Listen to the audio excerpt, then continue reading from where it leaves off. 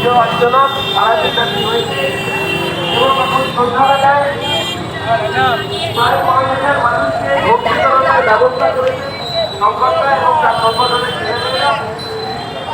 দূর দূরান্ত থেকে মানুষ এখানে অবস্থ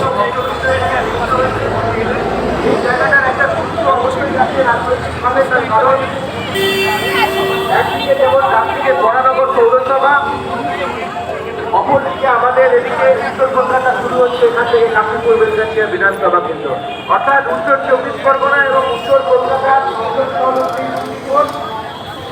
আর এই সিটিপুরে বহু মানুষ প্রতি মুহূর্তে সমাগম হয়। সামনে মেলা চলছে, বহু মানুষ এখানে মিলিত হয়েছে, তারই মাঝখানে আয়োজন হয়েছে এত বড় একটা অনুষ্ঠান সুযোগ এবং এত মানুষ এখানে মিলিত হয়েছে। প্রচন্ড দাবদাহ চলছে বাইরে, আপনারা জানেন দিনের বেলা এই অনুষ্ঠান হতে পারত, কিন্তু এই দাবদাহের কারণেই সংগঠনরা অ্যারেঞ্জমেন্ট করছে সন্ধ্যাবেলায় যদি এই অনুষ্ঠানটা হয় তাহলে হয়তো আরও বেশি মানুষ অংশ নিতে পারবেন এবং এই ভোগ আপনারা নিতে পারবেন।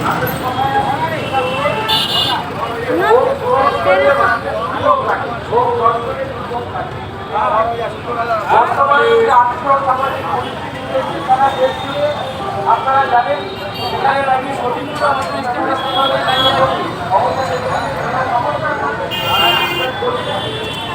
এরকম একটা সময় আমাদের মন্ডলপতিকে পারত না যেন সমস্ত কৃষ্ণ বাধা দূর করে দেন, সকলের প্রাণ ওদের কামনা বাসনা পূরণ করেন এবং সকলকে ভালো রাখবেন সর্বোপরি, এবং আপনারা নিজেরা ভালো থাকবেন এবং তার সাথে সাথে আপনার যে পাশের মানুষগুলো আছে তাদেরকে ভালো রাখতে হবে। এই প্রার্থনা শুধু নিজের জন্য ভগবানের কাছে করলে সেটা বোধহয় ফলপ্রসূ হবে না। তাই আপনাদের ভালো থাকা যেমন প্রয়োজন, তেমন প্রত্যেকের ভালো থাকা আপনাদের চাইতে হবে। এই এত মানুষ এখানে সমবেত হয়েছে,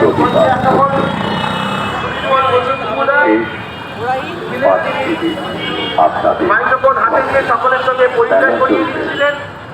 মঞ্চে রয়েছেন অরূপ ধারা, রয়েছেন বাবু চক্রবর্তী মহাশয় এবং ইতিমধ্যেই বোধহয় আমাদের পৌরমাতা তিনিও এসেছিলেন এবং তিনি তার শুভেচ্ছা বার্তা জানিয়ে দিয়ে গেছেন এবং আপনাদেরকে শুভেচ্ছা জানিয়েছেন আজকের এই বজরংবলী পুজো উপলক্ষে।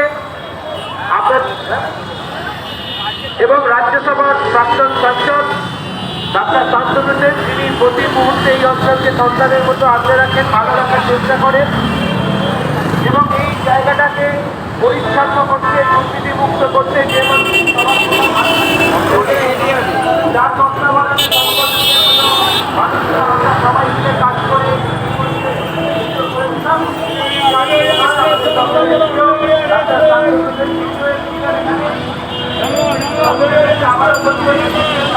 আপনারা যতটা সম্ভব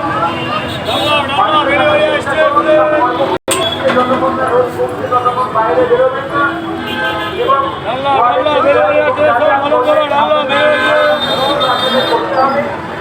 সর্বোপরি ঈশ্বরের উপর ভরসা রাখতে হবে। ঈশ্বরের কাছে প্রার্থনা করুন যেন আপনাদের সকলকে ভালো রাখে। কয়েকদিন আগে নববর্ষ